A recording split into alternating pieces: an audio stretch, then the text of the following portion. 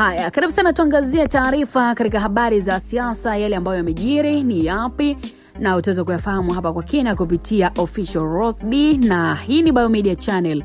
Usiache kusubscribe, kushare, kulike, lakini pia usiache kucomment. Tuangazie taarifa kubwa kabisa katika upande wa habari za siasa, ambako Mange amejibiwa na Msigwa baada ya maneno kuwa mengi sababu ya kuondoka CCM kuhamia Chadema kwa mara nyingine tena.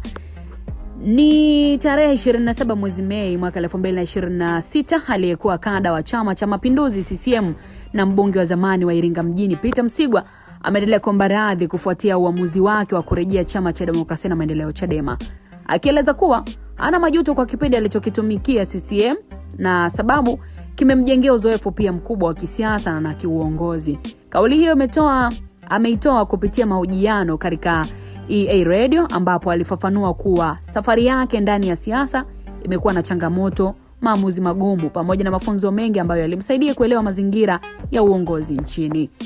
Msigwa amesema kuwa baada ya kutangaza rasmi kurejea Chadema, amepokea simu nyingi kutoka kwa marafiki na wanachama waliopo CCM wakitaka kufahamu sababu za hatua yake hiyo, na hata hivyo alisitiza kuwa uamuzi wake hauondoi heshima wala mchango alioutoa alipokuwa ndani ya CCM.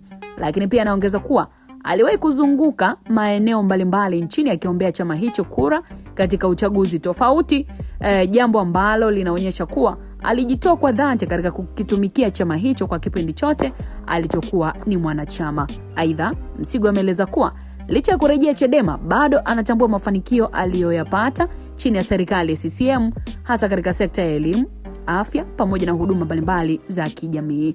Kauli hiyo imeonekana kuonyesha mtazamo wa kisiasa wenye kuheshimu tofauti za vyama na kutambua mchango wa kila upande katika maendeleo ya taifa. Na katika maelezo yake, Msigwa alisitiza kuwa maisha ya kisiasa yana mabadiliko mengi na kila hatua ambayo anapitia basi imekuwa ni sehemu ya kumjenga kisiasa na kijamii. Na anaongeza kuwa uzoefu aliopata ndani ya CCM na sasa kurejea Chadema ni sehemu ya safari yake ya kisiasa ambayo anaamini bado ina mchango mkubwa kwa wananchi na maendeleo ya demokrasia nchini Tanzania. Kauli za Msigwa zimeendelea kuzua mjadala mkubwa sana katika mitandao ya kijamii, ambapo baadhi ya wananchi wameweza kumpongeza na kupongeza uamuzi wake, huku wengine wakionyesha mitazamo tofauti kuhusu hatua hiyo ya kurejea Chadema baada ya kipindi cha kuitumikia CCM. Je, amefanya vyema ama kwa upande wako hili limekaa vipi? Unaweza kuandika maoni yako kupitia comment section. Wakati mwingine tuangazie kwa uzuri kabisa. Uwe na wakati mwema. Bye bye.